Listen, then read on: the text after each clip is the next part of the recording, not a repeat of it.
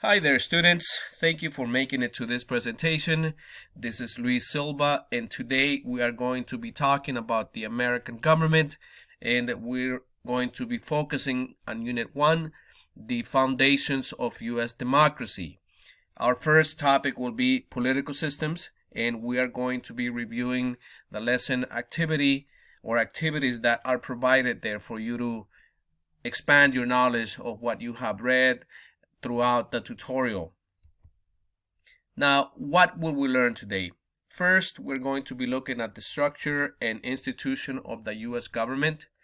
Secondly, we're going to be looking at what are the important documents of the U.S., or in this case of the United States. Thirdly, we're going to be looking at what are the guiding principles of the United States.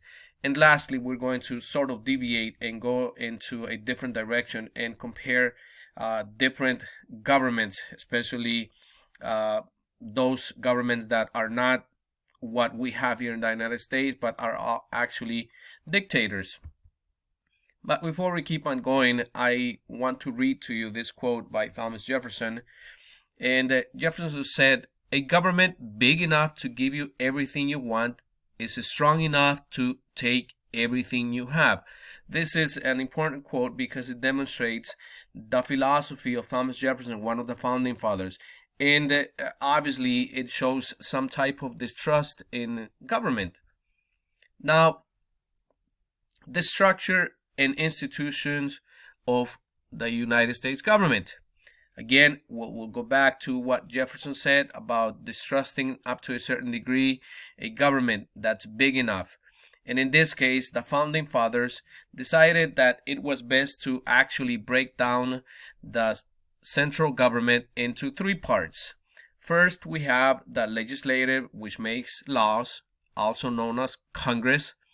And Congress has two sort of branches within Congress itself. One is the Senate, and the other branch is the House of Representatives.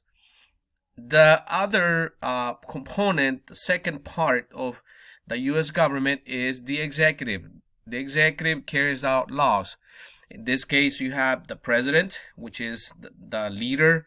You have the vice president that rules right underneath the president. And lastly, you have the cabinet.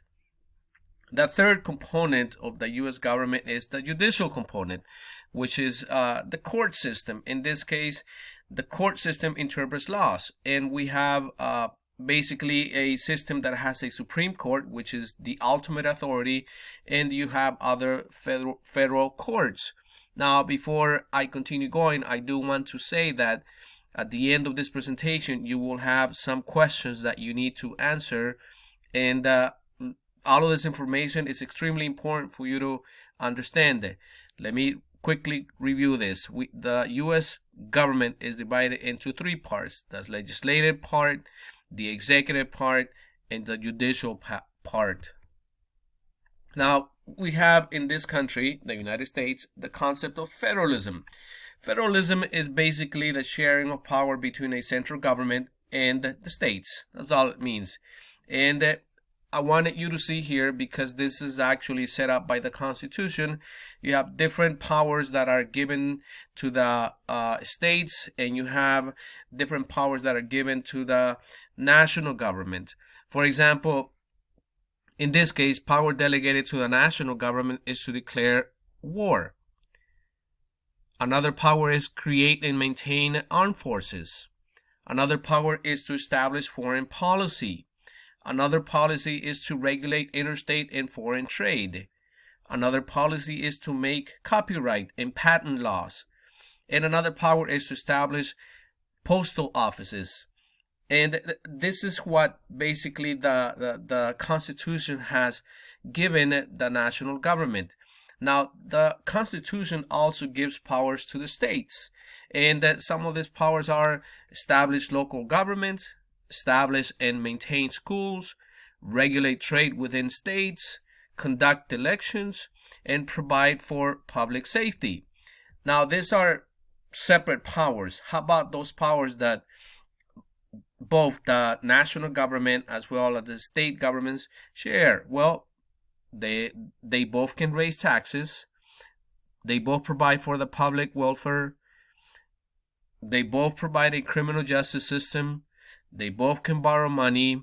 They both can build roads. So these are some of the ideas of federalism, which is part of our government. Now, also, you need to be aware that the United States is a representative democracy or republic, meaning that we actually vote for the president to represent us. We vote for the United States senators to represent us. And we also vote for congressmen to represent us. Make sure you keep that in mind, please, as this will actually help you answering the questions at the end of this presentation. Now, what are the important documents that we value so much here in the United States?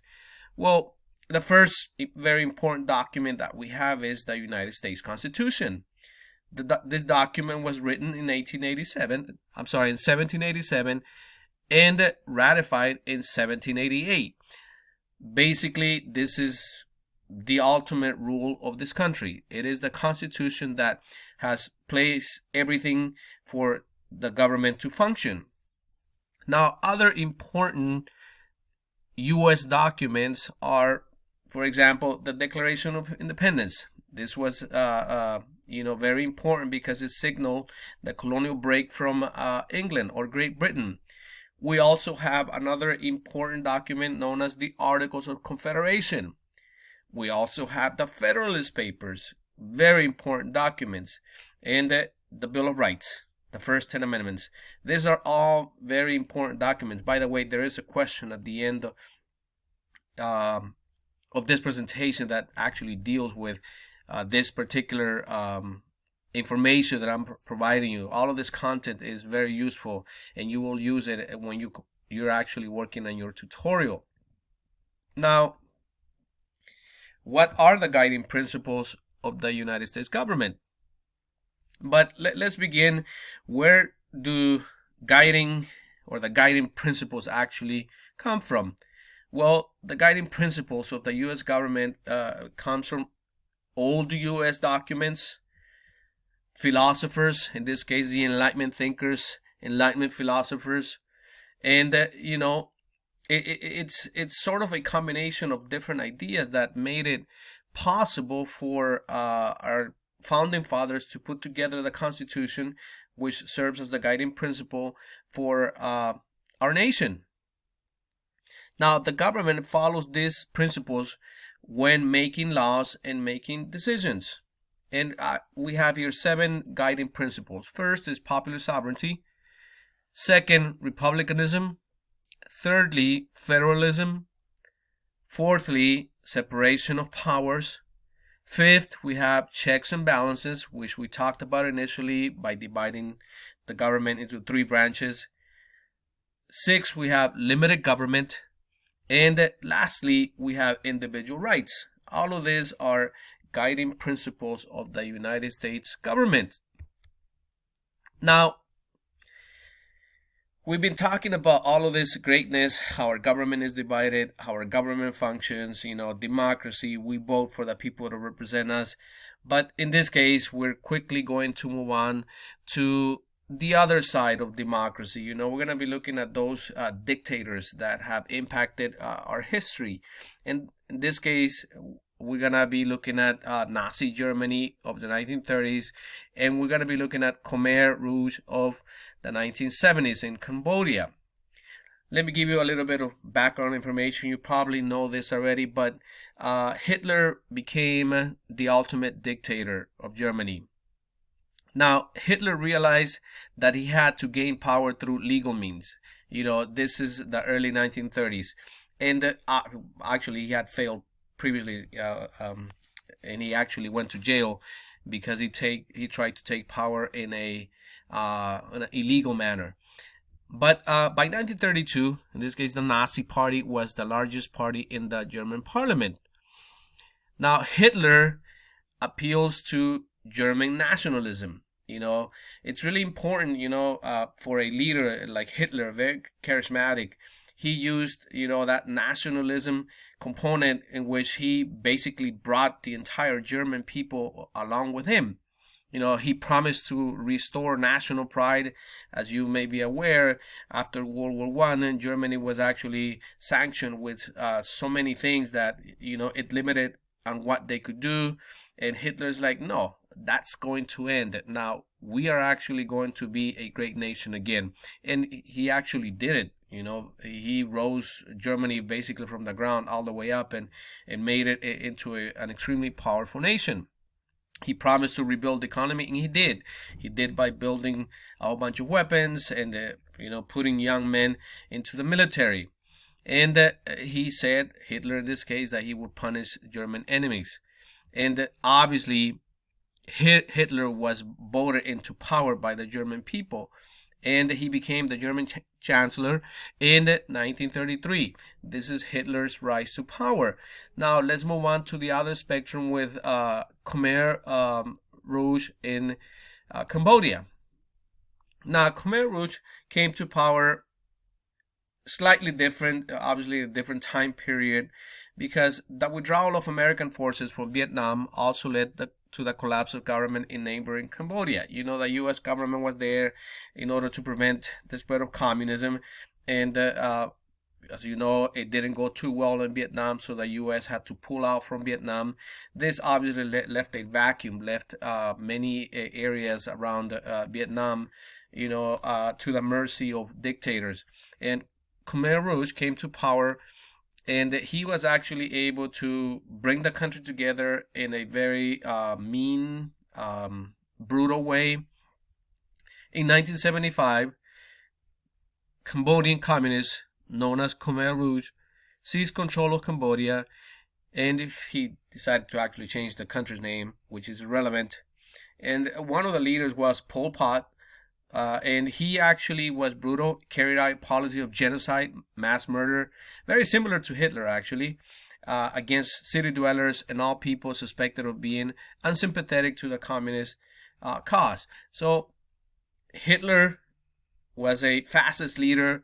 In this case, Pol Pot, the Khmer Rouge leader, was actually a communist. Now we're comparing some of those or both of these governments, and I'm not going to go into a lot of details here. I'm just going to read a couple of them so you can see what's going on. First, the Nazis in the 1930s. Hitler was a fascist dictator. In Cambodia, the dictator was communist. Both killed so many people. As we know, Hitler killed about 6 million Jews, and adding to that a whole bunch of other people, a whole bunch of other minorities. In this case, in Cambodia, this dictator or dictators, they actually killed about 2 million people. So both were brutal. Both did not care for human life. Both of them actually went ahead and used their power to destroy the lives of those people that did not sympathize with them.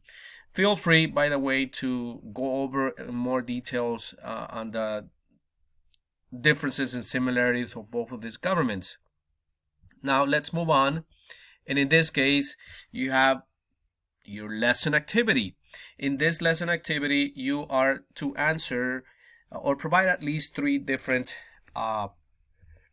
answers for each part. For example, your first, if you see obviously what I'm looking at right now, and then this lesson activity, you need to obviously talk about the structures and institutions of the U.S. government. We need to talk about the important documents of the U.S. government, and we need to talk about the guiding principles of, in this case, the U.S. government. And we talked about this. In this case, for example, structure and institutions, we can say that the United States has a president. We talk about that. It has a Congress. We talked about that. And it has obviously a Supreme Court. They represent the 3 branches of the U.S. government. You can also say and talk about the fact that the United States is a representative democracy or a republic. Now, in terms of important documents, you can actually talk about the Bill of Rights. You can talk about the Constitution. You can talk about the Articles of Confederation and a whole bunch of other important U.S. documents that you could think of that we went to review. And in terms of guiding principles, there's a whole bunch of guiding principles. For example, Americans believe in a strong government, but believe that the government should be limited in powers. Americans believe in government of the people, by the people, and for the people. So you have a whole bunch of guiding principles that you can actually use here, and this will help you comprehend the content better. Now, moving on, this is talking about authoritarian governments. We talked about Khmer Rouge, and we talked about Nazi Germany. For example, part A of this activity or lesson activity is asking you in 1 to 2 paragraph response, explain how the Nazis and Khmer Rouge each rose to power. Well, you can actually go back to this presentation and see what or how both of these governments came about and actually took control of those countries. And why did they take control of those countries? Remember, please make sure we're asking for 1 to 2 paragraphs, not 1 or 2 sentences. The second and third part of this question here, or activity here, lesson activity, is, for example, part B is asking you what similarities existed in the two countries that allowed the Nazi and the Khmer Rouge to gain power. Well, we talk about how the United States had left Vietnam and therefore left a power vacuum all over the area, and this made it easy for dictators, communist leaders to rise to power. And part C, it's what was life like living under the Nazis in the 1930s and the Khmer Rouge in the 1970s. How did everyday life of the citizens in each nation compare? Well, you can mention the fact here that both of these leaders were dictators. And in Cambodia, you couldn't talk about the government, because if you talked about the government, you were going to most likely get killed. And the same thing in Germany in the 1930s. That's just one example of what we're looking for. Make sure that you provide at least 3 different examples for each response. Now, please make sure that you do your best. Please make sure that you put your best effort, and if you have any questions, you can always reach out to your teachers. Thank you so much for being part of this presentation, and please continue watching the other presentations so that you can become more familiar with the content being presented. You have a good one. I'll talk to you soon.